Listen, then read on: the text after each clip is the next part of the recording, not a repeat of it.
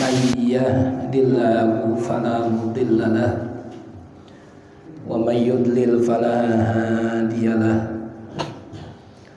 أشهد أن لا إله إلا الله وحده لا شريك له وأشهد أن محمدا عبده ورسوله لا نبي بعده اللهم صل وسلم وبارك على سيدنا ونبينا محمد بن عبد الله وعلى آله وأصحابه وذريته صلاة وسلاما دائمين متلازمين إلى يوم القيامة. Amma ba'd, yang sangat saya muliakan seluruh orang tua, yang sangat saya hormati pengurus Dewan Kemakmuran Mushola Al-Falah, pengurus Majelis Taklim, pengurus RW, pengurus RT, tokoh masyarakat, para bapak dan saudara sekalian. Mudah-mudahan sehat, barokah, panjang umur, dan selalu dalam limpahan rahmat, nikmat, barokah, magfirah dari Allah Subhanahu wa Ta'ala.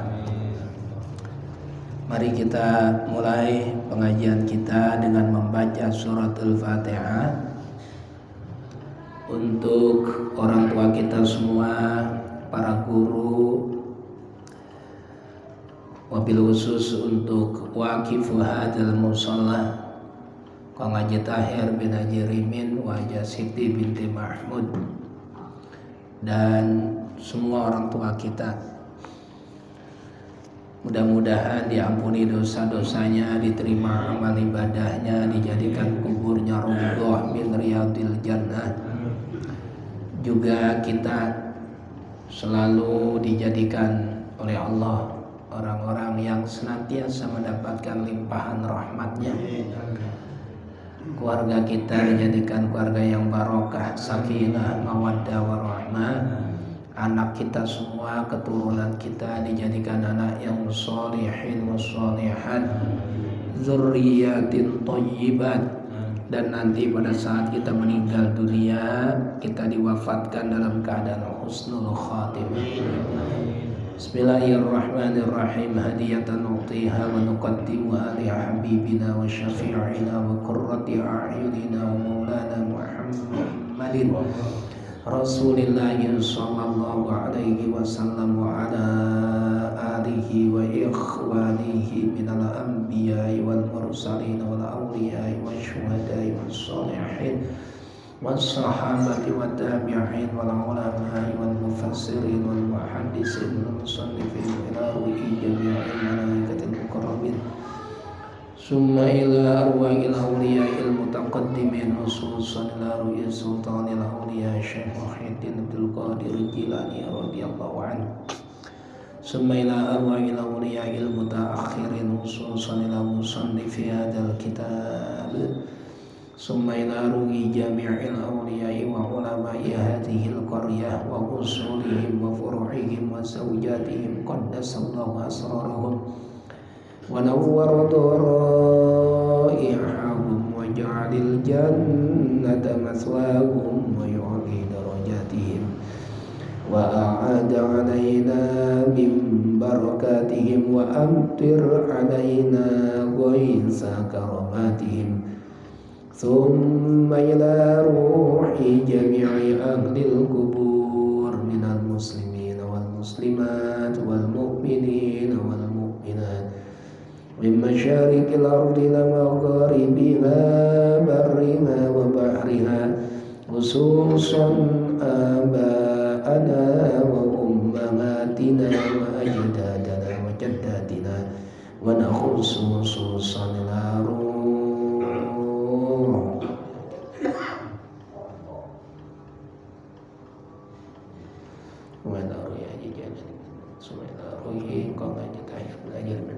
Wajah Siti binti Mahmud Lalu ya Rasul bin Ajib summa ila arwahi jami'i keluarga besar Majelis Ta'lim Musallal Falah wa lahum ghafarallahu dzunubahum wa nawwara daraihahum wa ja'alil jannata maswahum wa yu'li darajatihim syai'un lillah wa lahumul Fatihah.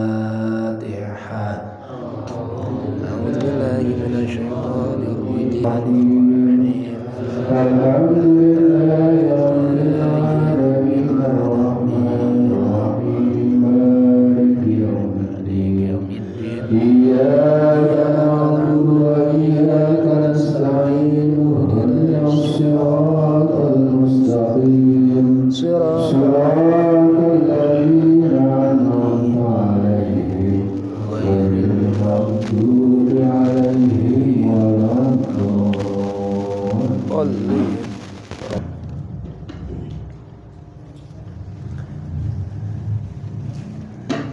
Bismillahirrahmanirrahim. Kita lanjutkan kajian kitab Wasiyatul Mustafa li Aliyin karramallahu wajhah. Pada pekan lalu kita sampai pembahasan orang yang melaksanakan sholat berjamaah sama dengan haji dan umroh.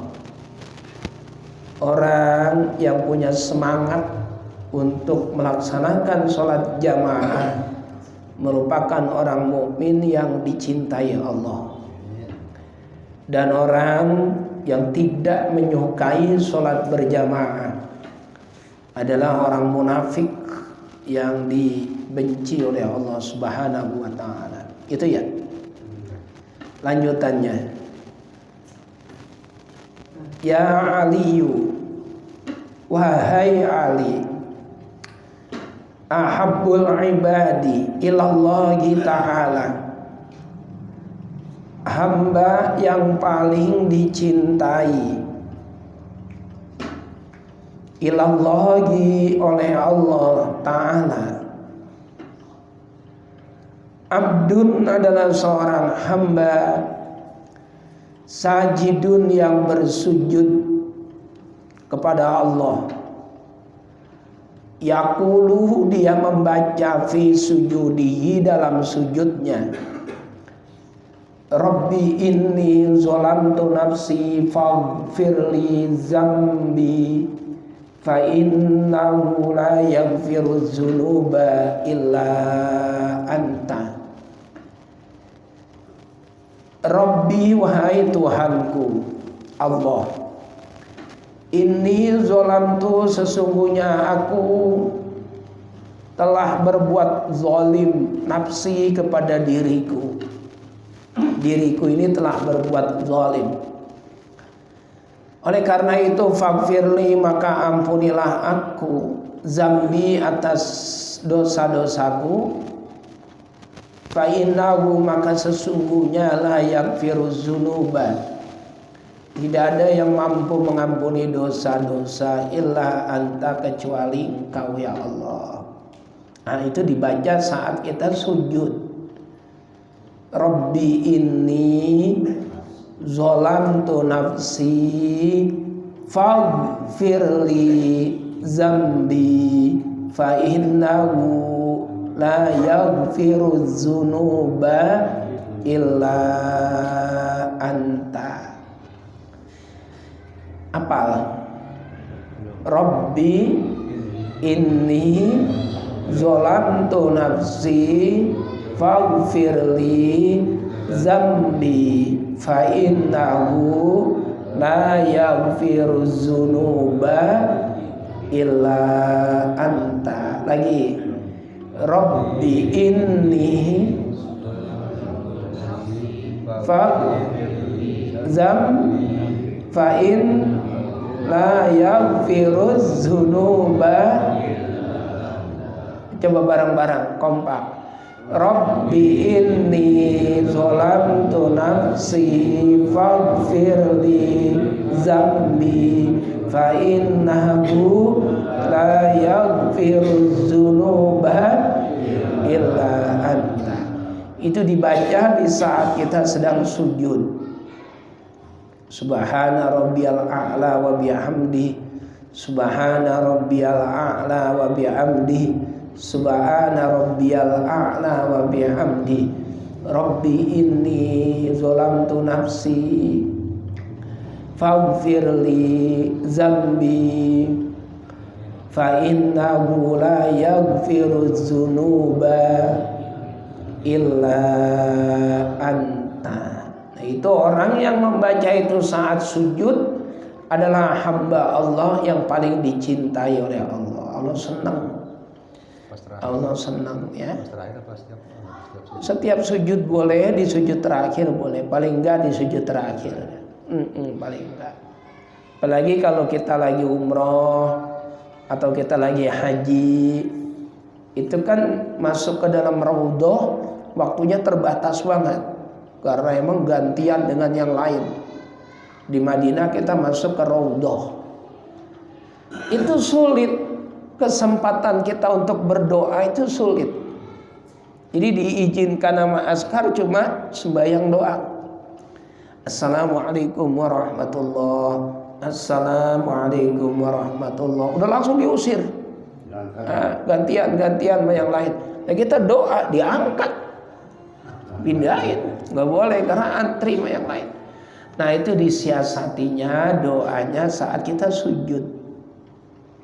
Sujud subhana rabbiyal a'la wa bihamdi 3 kali, terus baca doa ini, rabbi inni zalamtu nafsi faghfirli dzambi fa innahu la yaghfiruz dzunuba illa anta. Dan terus baca doa rabbana atina fid dunya hasanah wa fil akhirati hasanah wa qina adzabannar. Dibaca itu yang banyak. Rabbana atina fid dunya hasanah wa fil akhirati hasanah wa qina adzabannar. Dibaca yang banyak. Sebab kalau Bapak sujud kagak bakalan diangkat azkar lagi sujud. Kalau kita lagi sembahyang kagak bakalan diusir. Tapi begitu aja selesai assalamualaikum warahmatullahi wabarakatuh, udah langsung keluar. Gantian sama yang lain. Terus kemudian masalah salam ya. Ini imam menoleh maksimalnya berapa? Yang disunahkan itu sampai pipi kanannya terlihat oleh makmum yang di belakang. Assalamualaikum warahmatullahi. Nah, jadi pipinya bisa kelihatan oleh jamaah di belakang. Assalamualaikum warahmatullahi. Itu yang paling sempurna. Umpama assalamualaikum warahmatullahi wabarakatuh, ya udah cukup. Cuma usahakan pipinya itu bisa terlihat oleh makmum yang di belakangnya. Assalamualaikum. Kalau belum nyampe kum, jangan noleh dulu. Assalamualaikum baru noleh warahmatullah. Balik lagi. Assalamualaikum ke tempat sujud warahmatullah. Gitu. Jadi ada batasan sekiranya pipi kita bisa dilihat makmum kita yang di belakang. Di belakang kita ya, kalau di belakang kamu ya kagak kelihatan. Apalagi makmum yang di depan gede-gede, yang di belakang ya nggak kelihatan.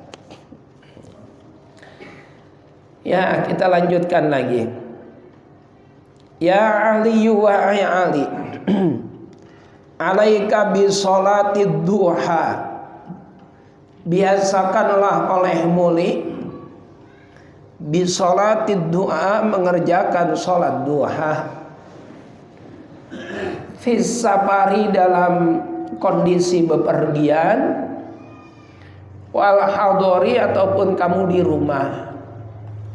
Safar itu artinya bepergian, hador artinya di rumah. Biasakan salat duha, baik kamu dalam kondisi bepergian ataupun kamu di rumah.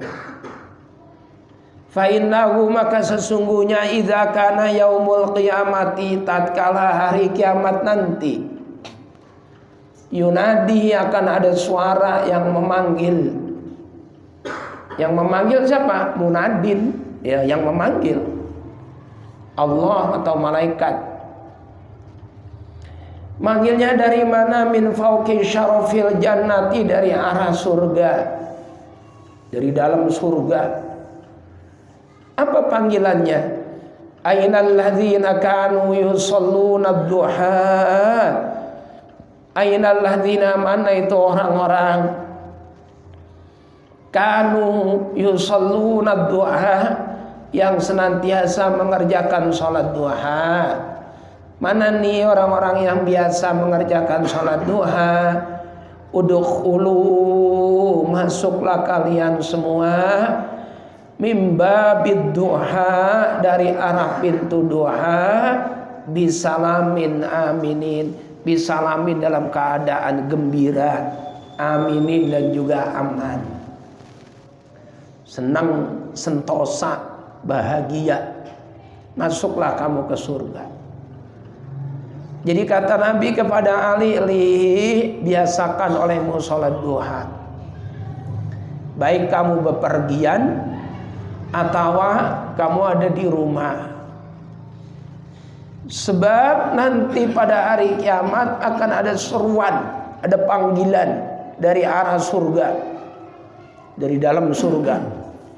Mana orang-orang yang ketika di dunianya rajin mengerjakan sholat duha? Ayo masuk ke dalam surga. Bisalamin aminin, bisalamin dalam keadaan selamat, gembira, sentosa, bahagia, aminin, dan dalam keadaan aman. Wa ma ba'asallahu min nabiyyin, tidaklah Allah mengutus seorang nabi illa wa amarahu, kecuali Allah memerintahkan nabi tersebut bi sholatid duha, untuk melakukan sholat duha. Jadi tidak ada satu nabi pun yang diutus sama Allah kecuali nabi itu pasti diperintahkan sholat duha. Mau nabi siapa kek, yang diutus oleh Allah itu pasti ada perintah untuk mengerjakan sholat duha. Terserah bapak itu sempatnya kapan. Jam 7 boleh, jam 8 boleh, jam 9 boleh, jam 11 masih boleh. Masih boleh jam 11, masih waktu duha. Ntar kalau udah mendekati johor itu namanya waktu istiwa. Nah itu yang jangan, nggak boleh. Nah, batasannya paling kagak hati-hati kita 11:30 dah. 11:30. Jam 11 nih masih lama johor, masih sejam, ya udah masih boleh. Tapi kalau udah 11:30 hati-hati.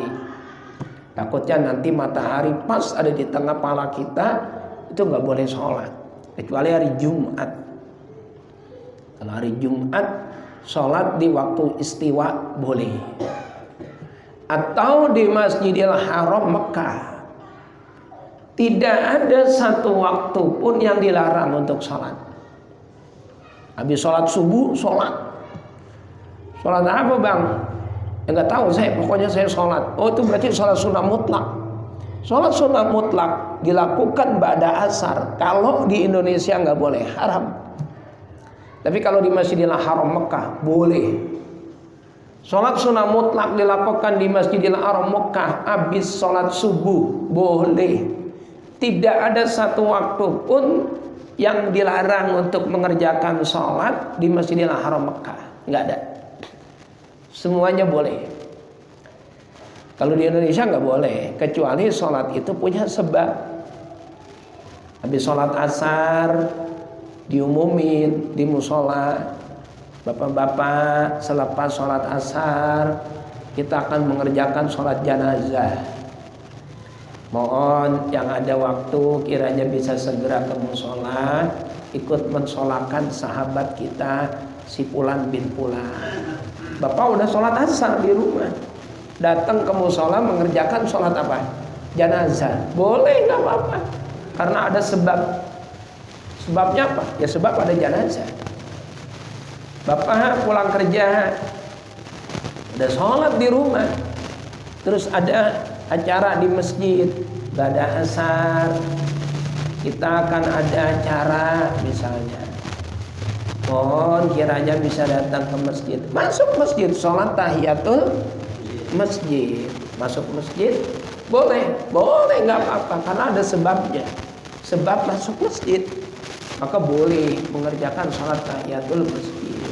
Masuk kemari sholat tahiyatul masjid juga boleh. Ini fungsinya sama dengan masjid, cuma yang membedakan kita tidak gunakan sholat Jumat. Sama, kita sholat Idul Fitri di musola ini boleh, kita sholat Idul Adha di musola ini boleh, nggak ada larangan, boleh. Cuma karena kita pengen syiar, pengen kompak, rempuk, rukun, maka semuanya jadi satu di masjid. Nah kalau sholat Jumat memang tidak boleh. Ta'addudul jumu'ati fil qaryatil wahidah. Ada bilangan yang lebih dari satu melaksanakan sholat Jumat dalam satu daerah atau satu kampung. Itu tidak boleh, tidak sah. Yang sah yang mana? Yang sah yang takbiratul ihramnya duluan. Sah yang takbiratul ihramnya duluan. Walaupun khotibnya belakangan, tapi kelar khotibnya duluan. Yang khotib duluan masih khotib baik, kelamaan. Yang khotib satunya cepat khotibnya, cuma 5 menit, 10 menit. Nah, terus imamnya langsung takbiratul ihram, Allahu Akbar, maka itu yang sah. Yang kedua enggak sah. Di musola Al-Falah ngadain Jumatan, Masjid Ar-Ridwan ngadain Jumatan. Siapa yang takbiratul ihramnya duluan itu yang sah. Bukan yang masjid duluan atau musola duluan, tidak. Ono dia kan bangunnya duluan, berarti dia orang yang sah. Bukan. Kagak ada urusan sama membangun. Yang takbiratul ihramnya duluan itu yang sah. Makanya tidak boleh ada ta'addudul jumu'ah fi qaryatil wahidah. Fi qaryatin wahidin, dalam satu kampung atau RW. Enggak boleh. Ya kalau kita Idul Fitri, Idul Adha boleh banget. Misalnya ketua musola Pak Haji Jen disetujui dengan pengurus lingkungan, kemudian di ACC direkomendasi sama tokoh masyarakat, tokoh agama. Udah untuk Idul Fitri, Idul Adha kita ngadain sendiri aja di musola. Misalnya dicontoh, boleh dan sah, boleh banget. Jangan lagi kita sholat Idul Fitri, Idul Adha di musola, di rumah aja boleh. Sok banget, aki-aki malam takbiran ikut takbir keliling ke Monas, ke Bogor. Wah, elah gua apa di atas truk. Ya aki, pulang 3:30, orang-orang subuh dia pulas. Orang-orang pada sembahyang subuh dia pulas tidur. Bayang subuh kagak jam 8 baru bangun. Astagfirullahaladzim, saya kagak sembahyang subuh, kagak sembahyang id, ini bagaimana ini? Ya udah sembahyang sendirian di rumah. Subuh dulu dikodok, karena bangunnya jam 8, tamu udah banyak. Orang-orang udah pada makan tupat sama pesor, di baru bangun tidur. Gaya banget malam takbiran. Nah terus sholat Idul Fitri sendirian, Allahu Akbar, Allahu Akbar, Allahu Akbar, 7 kali siwa takbiratul ihram. Udah, assalamualaikum warahmatullah, assalamualaikum warahmatullah. Udah, kagak pakai khotib. Rasul sembahyang dirian lagi khotib. Yang khotib dia, yang dengerin dia, megang tongkat dia sendirian. Direkam sama anaknya. Bapak udah mau anu kali ini. Udah bukan. Apa namanya kalau orang mau mati itu? Bekasin. Bapak orang mau bekasin ini. Khotib sendiri, megang tongkat sendiri. Nggak perlu udah. Karena Idul Fitri, Idul Adha tidak wajib ada khutbah. Tapi kalau Jumat wajib ada khutbah. Makanya sholat Idul Fitri, Idul Adha kan khutbahnya sesudah sholat. Sholatnya udah kelar, kagak pakai khutbah juga sah. Dah, daripada kita ngamplopin ustadz mahal-mahal, besok kita sembahyang Idul Fitri, gak usah ada khutbahnya. Habis sholat bubar udah langsung salaman. Boleh, boleh. Cuman Bapak bikin mazhab baru namanya itu. Bikin mazhab baru. Ya saya sah. Tapi kalau Jumatan kan rukunnya Jumat harus diawali dengan 2 khutbah. Wajib. Kalau Jumat khotib dulu apa sholat dulu? Khotib dulu. Kalau Idul Fitri sholat dulu. Ya sholatnya udah selesai ya sudah.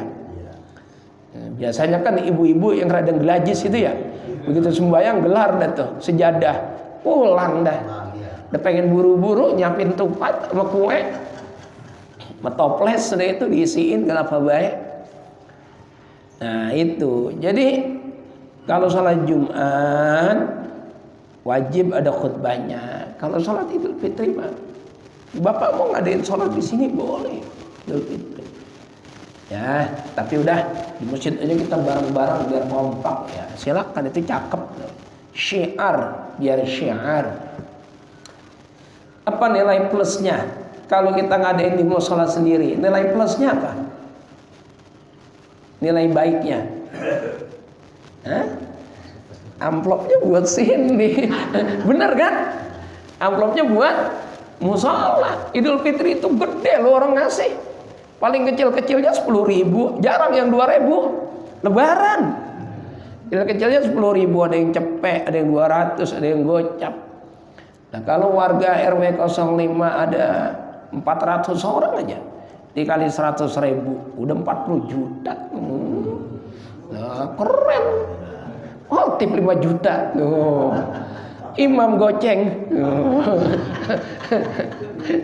Bilal cenggoh gitu. Lemaju. Tapi ya kompak aja, kompak. Masjid bareng-bareng biar syiar. Kalau tidak ada uzur, tidak ada halangan, tidak ada perubahan, Idul Fitri 1446 Hijriah tahun ini di Masjid Ar-Ridwan saya insyaallah. Insyaallah. Ya. Udah. Insyaallah, insyaallah. Terus Idul Adha-nya saya di Medland ujung Menteng tahun ini. Habis DKM-nya datang ke rumah Pak Yatman, ada beberapa orang ngomongnya begitu sih, guru ini jabatan kita terakhir katanya di Ar-Ridwan ini. Setelah itu ada pergantian pengurus. Saya mohon katanya guru deh jadi khotib katanya sebagai penutup jabatan kita katanya. Ya udah dah, saya mau dah. Bersedia baik. Dipilih lagi ya. Iya, dipilih lagi. Iya benar. Ayo bagus kok, pengurusannya bagus. Masih satu kali ya. Lagi diisi rata-rata anak-anak muda yang relatif lebih muda. Orang tua mendukung. Kalau ada umur kita tambah pasukan eagle-nya. Wah keren itu. Pasukan eagle kita tambah. Iya, ya, mantap. Baik. Jadi sholat apa? Jangan pernah ditinggal. Duha. Terutama istri dipesan, Neng, abang minta lah, abang mohon supaya jangan ninggalin sholat duha. Bilang aja sama istri. Karena doa seorang wanita yang paling mustajab itu nomor 1, doa ibu untuk anaknya. Nomor 2, doa anak perempuan untuk ayahnya. Nomor 3, doa istri untuk suaminya. Tuh, jadi suami yang banting tulang, meres keringat cari nafkah, istrinya menggoncang arasy dengan doanya di waktu duha. Bukan suaminya lagi kerja banting tulang, meres keringat cari nafkah, capek dia malah asing scroll TikTok aja. Bini yang model begitu tuker tambah. Kalau kagak ditukar tambahin. Nah ini kan istri saya nonton juga. Ya setiap ngaji, setiap di share sama Pak Yatman, disetel di TV. Nah, jadi TV saya kan TV Android, jadi bisa ngelihat langsung. Setel dia ngikut ngaji.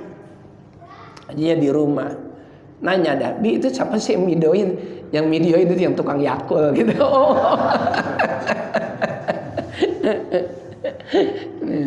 Itu. Jadi pesan istrinya, anaknya dipesan. Kalau anak-anak kita yang di pesantren enak, kita nggak usah khawatir. Emang ada kewajiban untuk melaksanakan sholat duha. Walaupun agama tidak mewajibkan, tapi aturan pondok mengharuskan. Anak kita dah aidan setiap hari sholat duha, sholat tahajud tiap hari. Karena emang udah dididik, udah dilatih agar terbiasa. Ya saya maaf, ini bukan sombong, tahadus bin nikmah ya. Karena emang udah biasa sholat tahajud hampir tiap malam itu. Saya nggak bohong, kagak tiap malam nggak, tapi hampir tiap malam itu selalu sholat tahajud. 3:30 selalu udah bangun. Udah tahu aja waktu, udah 3:30 ya. Kalau lagi nggak dingin banget, saya mandi. Nah, terus sholat tahajud, nungguin waktu subuh. Kalau subuh kadang keluar, terutama Sabtu Minggu saya pasti keluar ngisi pengajian. Tapi di hari lain kadang sama istri, sholat subuh bareng yo sama istri, biar istri juga ngerasain 27 derajat. Kenapa nggak ke masjid? Di masjid udah ada imamnya. Nah, udah ada masjid, udah ada imam, udah ada kiai maksum, ada yang lainnya. Nah, tapi kadang-kadang saya ya sering ke masjid. Kalau Sabtu Minggu udah pasti ke masjid, mau bang haji sudah keliling, gitu. Bangun karena udah terbiasa, udah enak. Kalau nggak bangun malah rasanya hati kayak ada yang hilang. Ya kesiangan, astagfirullah, kesiangan. Tuh, karena udah terbiasa dididik dari kecil. Anak-anak kita di pesantren juga 3:30 udah bangun, mandi deh tuh anak-anak. Sholat tahajudnya jamaah, dipimpin sama ustadz, mujahadah, zikir, doa sampai subuh, ngaji Quran. Ntar sebelum berangkat sekolah sholat duha dulu sekitar jam 6:30, jam 7. Habis sholat duha berangkat sekolah. Tuh, anak saya juga di pondok begitu, anak perempuan sama sholat duha. Ntar doa kan, doanya sholat duha apal, Allahumma inna duha duha'uka wal baha'a wal jamala wal kudrata wal ismata. Allahumma in kana rizqi fis sama'i fa anzilhu wa in kana fil ardi fa akhrijhu wa in kana mu'assaran fayassirhu wa in kana haraman fatahhirhu wa in kana ba'idan faqarribhu bihaqqi duhaika wa bahaika wa jamalika wa quwwatika wa qudratika atini ma ataita ibadaka sholihin. Apa artinya? Allahumma in kana rizki, ya Allah andaikan rizki aku fis sama'i ada di langit, fa'anzilhu maka turunkanlah ya Allah. Wa in kana fil ardi, andaikan rezeki saya terpendam di tanah, fa'akhrijhu maka keluarkanlah. Wa in kana ba'idan, kalau rezeki saya jauh ya Allah, faqaribu maka dekatkanlah. Wa in kana haraman, kalau rezeki saya haram ya Allah, fatahhirhu maka sucikanlah, bersihkan dari keharamannya. Akan gitu. Bihaqqi duhaika wa bahaika wa jamalika wa quwwatika atini ma ataita ibadaka sholihin. Berikanlah kepada saya ya Allah apa-apa yang telah kau berikan kepada hamba-hambamu yang soleh. Nah itu, kita kalau kagak apal pakai bahasa Indonesia boleh. Ya Allah, kalau rezeki saya ngetip di awan-awang ya Allah, jatuhin tibanin ya Allah buat saya. Tuh. Kalau rezeki saya mendem di tanah ya Allah, keluarin ya Allah, keluarin. Kalau jauh ada di mana-mana ya Allah, datangin kemari. Kalau rezeki yang saya makan, yang saya dapat ini haram ternyata ya Allah, bersihin ya Allah, bersihkan. Kalau dikit ya Allah banyakin. Tuh. Ada yang nanya, kalau udah banyak bakal apa? Udah banyak macam-macam dah. Kalau haji, bakal infak, bakal nyantunin yatim, bakal hal-hal yang positif, bro, kata gitu. Nah terus udah banyak mikir kawin lagi udah. Emang salah? Ya kagak, nggak salah, cuman kagak berani doang. Titik doa. Ya, semua nabi pasti sholat duha. Istri itu suruh sholat duha. Ya Aliyu, lanjutannya. Wahai Ali, kata Nabi kita, min karomatil mu'mini, di antara karomahnya orang mukmin, Karomah. Karomah itu apa sih? Kalau barokah itu kan ziyadatul khair, bertambah-tambah kebaikannya. Kalau karomah itu bentuk pemuliaan dari yang maha kuasa. Ada kalau Nabi namanya mukjizat. Kalau kekasih-kekasih Allah tuh namanya karomah. Kalau calon Nabi namanya irhas. Nah kalau orang soleh tapi dia bukan wali, bukan kekasih Allah, namanya ma'unah. Macam-macam. Nabi Musa belah lautan, mukjizat namanya. Kalau kita kesetrum, gak ngapa-ngapa malah koslet semuanya. Wih, saya punya mukjizat. Enggak, bukan. Kita bukan Nabi. Bukan. Nah itu ada kalanya ma'unah. Habis ngasih anak yatim kesetrum. Wah, setrumnya yang kalah. Gue yang kita menang. Itu namanya ma'unah. Nah kalau karomah itu keistimewaan, penghormatan dari yang maha kuasa kepada kekasihnya, orang yang dicintainya. Sunan Ampel, terus kemudian kagak hujan-hujan, udah bertahun-tahun paceklik panjang, sungai tidak keluar airnya, sumur udah kering. Terus zaman itu ada perempuan yang dijadiin korban sesembahan kepada dewa tertentu. Sunan Ampel dicegah, jangan, nggak boleh orang perempuan dijadikan sesembahan. Kamu ini siapa? Saya Rahmatullah. Sunan Ampel kan namanya Raden Rahmatullah. Nama saya Rahmat. Begini aja dah, saya yang minta hujan sama Tuhan. Ntar kalau hujannya turun, kalian ngikutin saya, masuk agama saya. Tapi kalau hujan kagak turun, nggak apa-apa, saya dijadiin korban sekalian sama perempuan itu. Itu kan berani banget itu. Ya udah coba. Wah, sholat beliau. Sholatnya sholat apa? Istisqa, sholat minta hujan. Habis sholat langsung hujan. Nah yang minta siapa? Wali. Itu namanya karomah. Lalu kita jangan coba-coba. Udah, saya yang ngerjain. Kalau hujan turun ngikutin saya. Kalau hujan kagak turun bunuh saya sekali. Bunuh beneran. Karomah. Sunan Ampel namanya. Nah ini kita orang mukmin itu bisa mendapatkan karomah. Tapi karomah ini lebih istimewa daripada karomah yang cuma sekedar sekali saja.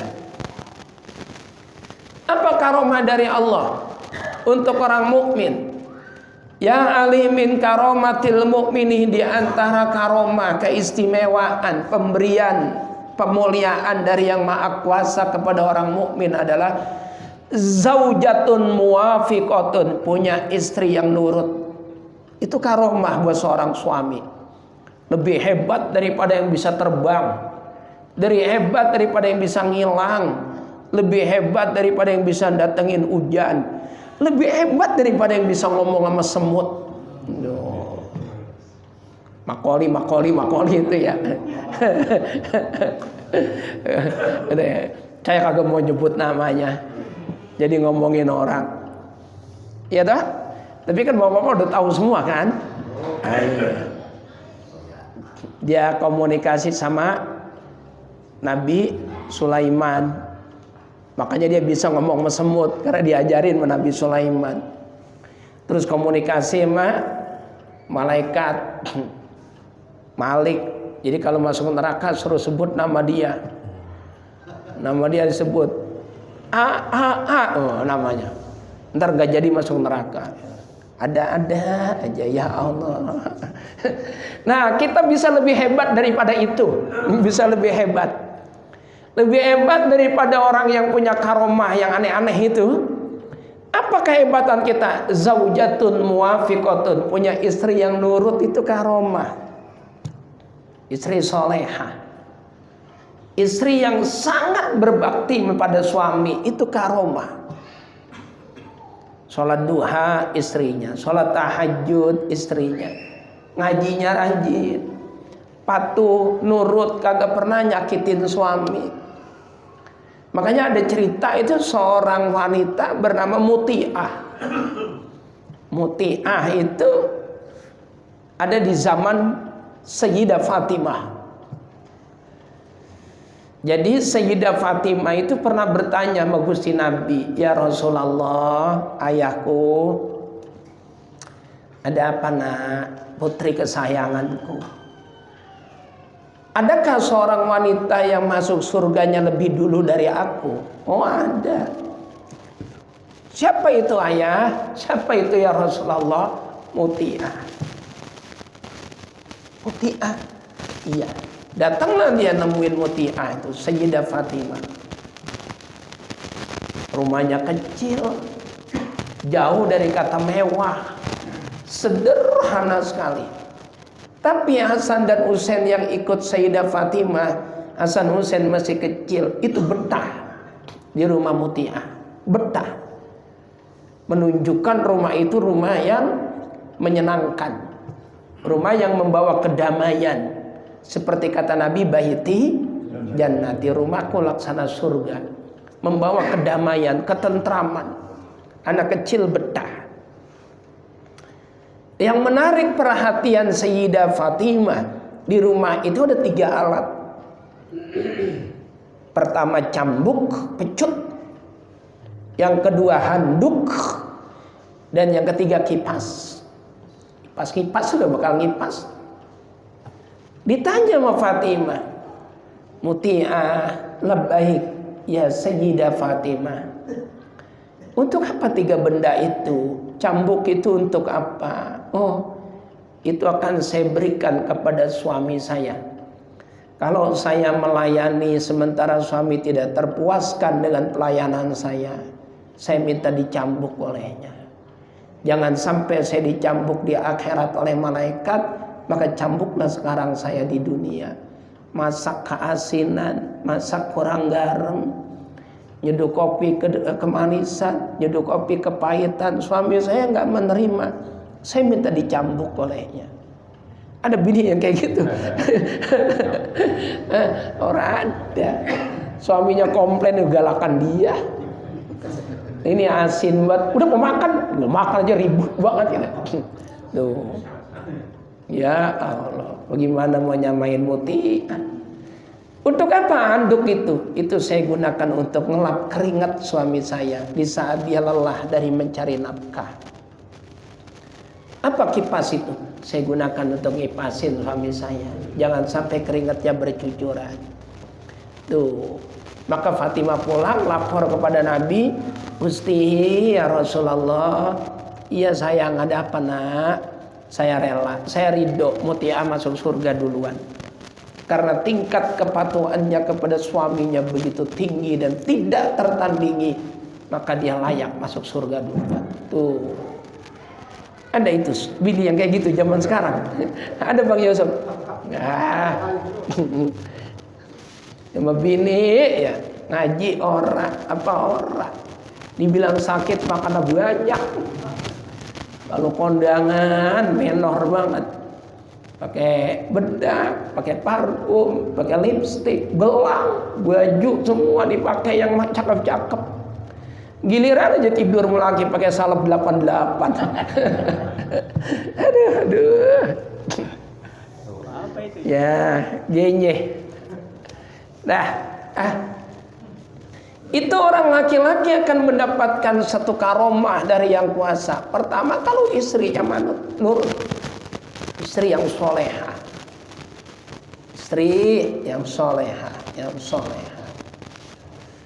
Yang kedua, wassalatu jama'atan, termasuk karomah yang lebih hebat daripada orang bisa ngilang.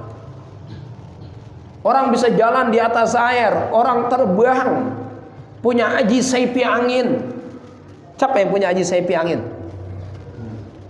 Arya Kamandanu, ya kan? Arya Kamandanu punya aji saipi angin. Dia punya abang namanya Arya Dwi Pangga, punya pacar Nyai Ratih, direbut sama abangnya. Punya pacar lagi namanya Nyai Mesin, direbut lagi sama abangnya. Abangnya jahat banget. Nah, terus abangnya berantem, kalah, jatuh ke jurang. Kirain mati, ketangkap sama aki-aki. Tuh, dia ajarin ilmu. Jadilah dia pendekar syair berdarah. Ya tak? Punya pedang apa namanya? Bukan. Kan kita bicara Arya Dwi Pangga. Pedang bulan kembar. Nah, kalau pedang naga puspa Arya Kamandanu. Itulah ceritanya. Nah, iya. Sama bang, saya sekarang nonton TV, tontonan saya apa? Upin Ipin. Gak ada yang lain. Jadi punya karomah, bisa terbang, bisa ngilang, bisa jalan di atas air, bisa ngomong sama semut. Nah, itu misalnya contoh. Kalah sama siapa? Sama orang yang istiqomah berjamaah. Itu karomah.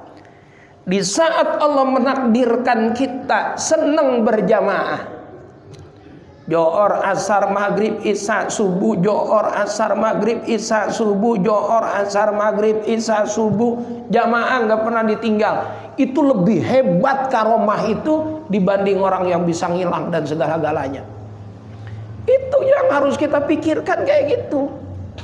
Menunjukkan kedekatan yang luar biasa antara dirinya dengan penciptanya, yaitu Tuhan yang Maha Kuasa. Nah, kalau sekedar bisa terbang, gerandong bisa terbang.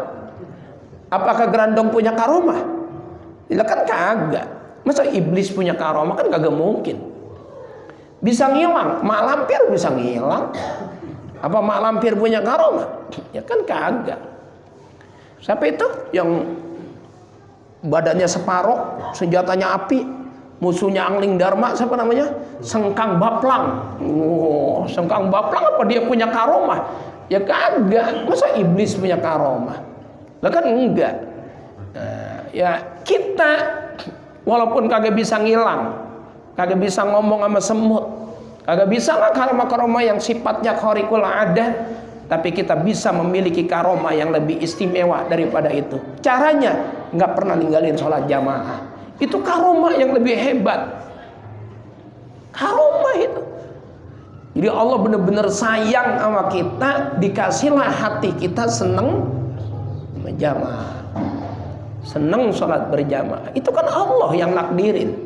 Kayak ini nih, datang ke musola. Ini kalau tidak digerakin hatinya sama Allah, kagak bakalan datang.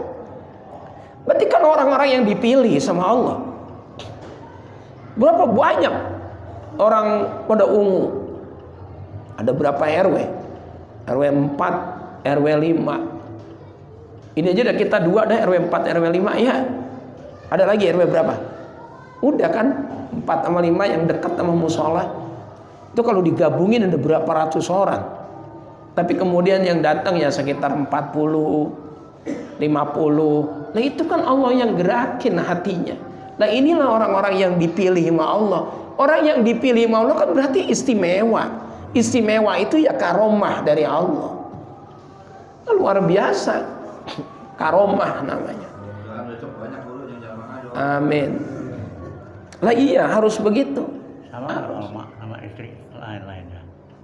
Berjamaah sama istri beda ya? Iya, sesekali boleh kita. Sesekali jamaah sama istri. Misalnya Johor, asar, maghrib di musola, isanya sama istri. Terus isanya ngomong sama istri begini, Neng, sembahyang isanya ntar aja ya 3:30. Kita habis sembahyang isya jamaah, sekalian kita sembahyang tahajud, witir bersama. Itu keren. Ya, cuman beneran 3:30 bangun. Terus ngomong doang, Neng 3:30 bablas subuh kagak apa kagak. Ya, sesekali boleh. Biar istri kita juga merasakan 27 derajat. Tapi tetap lebih banyak ke musola, tetap lebih banyak ke masjid. Sesekali boleh. Kan saya bilang, saya juga kalau sama istri, ya sesekali. Ntar aja Neng sholatnya bareng subuh, kadang isya, tapi nggak tiap hari, nggak tiap hari. Ya seringnya kita kemana? Ke masjid atau ke musola. Ya kita. Kayak ini kan kita jamaah ini. Maghrib, isya, jamaah di musola. Ntar misalnya subuh, dah nggak ke musola dulu dah. Sembahyang di sini aja sama istri, boleh, nggak apa-apa, boleh. Biar istri kita juga merasakan sholat berjamaah. Kan kesian dia sholat sendiri mulu di rumah, pahalanya 1. Jadi karomah nomor 1 istri yang nurut, istri solehah. Nomor 2 sholat berjamaah. Nomor 3 ini karomah yang paling hebat. Wajironun yuhibbunahu, punya tetangga yang pada seneng sama dia. Nah itu karomah. Tetangganya pada seneng sama dia, tetangganya. Jadi sama tetangga akur, rempuk, tetangga pada suka sama dia, pada seneng. Asal giliran mau kita punya hajat, punya apa, kagak makai diminta tuh tetangga groyok, rame-rame, bantuin. Tetangganya perhatian banget, seneng banget. Itu karomah. Apalagi maaf beribu maaf, orang-orang yang pendatang. Maka keluarga terdekatnya dia adalah tetangga, bukan orang yang ada di kampung. Maka jangan egois. Kalau bapak ngandelin keluarga saja yang ada di kampung, dandanin genteng, jatuh dari genteng, apa nungguin orang dari kampung nolongin? Ya keburu apa? Keburu mati. Tapi kalau kita dekat sama tetangga, kita dicintai tetangga, jangan lagi kita mau naik ke atas genteng, jangan lagi kita jatuh. Itu tetangga udah ribut banget. Udah pak saya aja pak, udah saya aja, udah saya kan sedikit bisa nukang, udah bapak dibawanya biar saya aja yang dandanin. Tetangga pada senang. Apa bukan karomah ini? Karomah. Imam Ahmad ibn Hanbal punya tetangga degig. Degig, you know what is degig? Ya itulah, pokoknya begitu. Anak muda, jahat. Jadi Imam Ahmad dikerjain. Imam Ahmad, ya ada apa? Ntar sore datang ke rumah saya. Baik, saya datang. Datang Imam Ahmad. Begitu nyampe rumahnya, ngapain kemari? Lepas disuruh kemari. Enggak, saya enggak butuh. Sono, merat pulang. Besok begitu lagi, Imam Ahmad ke rumah saya. Baik. Imam Ahmad, ngapain kemari? Sono, saya kagak butuh sama kamu. Pulang. Besok begitu lagi. Begitu 3 kalinya masih datang lagi. Itu anak muda nanya, Imam Ahmad, 3 kali saya kibulin, 3 kali masih mau baik. Apa sebabnya? Saya nggak ada urusan sama kamu. Urusan saya sama Allah. Allah dan Rasulnya memerintahkan saya untuk berbuat baik sama tetangga. Dan saya disuruh datang, ya saya datang. Ya disusir, ya saya pulang. Besok suruh datang lagi, ya saya datang. Saya cuma sekedar menjalankan perintah Allah dan Rasulnya. Nggak ada urusan sama kamu. Tuh, lah kalau kita begitu, kita bagel tetangga begitu. Kita bagel. Tuh. Susah. Ya, tetangga sama tetangga saingan mulu. Satu beli TV dia meriang. Orang beli motor dia pilek. Beli mobil masuk ruang ICU. Ya, mau apa? Orang bertetangga itu ya harus saling mendukung satu dengan lainnya. Ya susah lah. Karena hati kita belum bersih seperti ulama-ulama salaf. Ada namanya Sahal At-Tustari, ini penutup ini. Imam Sahal At-Tustari itu namanya. Ya Allah, ulama besar. Itu sabarnya terhadap tetangga luar biasa. Beliau punya rumah itu di perbukitan, ada di bawah. Tetangganya di atas, namanya di perbukitan. Nah, yang di atas itu kelompok Yahudi. Ini kelompok Yahudi kagak tahu kalau di bawahnya ada rumah. Orang dia ada di atas, bikin tempat pembuangan kotoran, langsung jatuhnya ke bawah.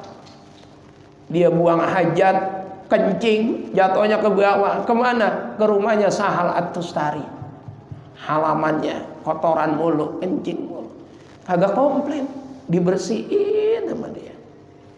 Dibersihin. Udah lama Sahal At-Tustari makin tua. Berpikir, ntar kalau saya meninggal, saya khawatir anak saya tidak sesabar saya. Saya samperin tetangganya Yahudi itu. Pak, mohon maaf, beribu maaf. Ada apa Pak? Rumah saya ada di bawah. Jadi Bapak kalau buang kotoran ke rumah saya. Oh, saya nggak tahu ya. Udah berapa lama Pak? Itu Bapak ketibanan kotoran saya dari atas. Ya belum lama Pak, cuma 15 tahun. Yahudinya langsung terkesima, kagum, takjub. Kenapa? Karena punya tetangga yang sesabar itu. Akhirnya dia masuk Islam. Tuh, nah kalau kita nggak bakalan. Sahal At-Tustari. Makanya di sini disebut di antara karomah yang diberikan Allah kepada seorang mukmin, yang pertama istri yang soleha. Suami itu kalau punya istri soleha pasti hatinya tenang, udah pasti. Sesulit, seberat apapun tantangan hidup, kalau di belakangnya ada istri yang soleha, hatinya akan tenang, adem, terhibur. Yang kedua, apa itu karomah? Sholat berjamaah. Bagaimana enggak karomah? Sholat berjamaah pahalanya sama dengan haji dan umrah. Orang yang pasti dicintai oleh Allah. Illa rajulun mu'minun qad ahabbahullahu ta'ala. Wa ma yahrisu an sholatil jama'ati illa rajulun mu'minun qad ahabbahullahu ta'ala. Orang yang senang melaksanakan sholat jamaah adalah orang yang pasti mendapatkan kecintaan dari Allah. Itu kan karomah. Dan yang ketiga adalah tetangga yang mencintainya, tetangga yang perhatian kepadanya. Itu karomah lebih hebat daripada bisa ngomong sama semut. Nah, mudah-mudahan berkah dan manfaat. Al-Fatihah.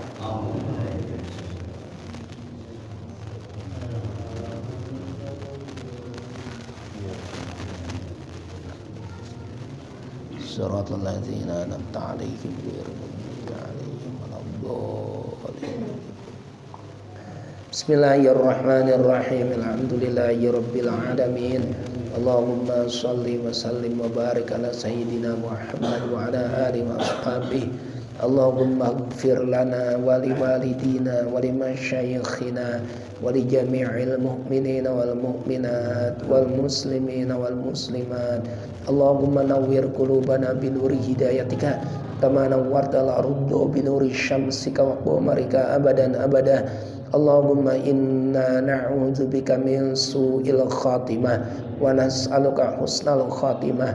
Rabbana atina fid dunya hasanah wa fil akhirati hasanah wa qina azabannar. Walhamdulillahi rabbil alamin. Assalamualaikum warahmatullahi wabarakatuh.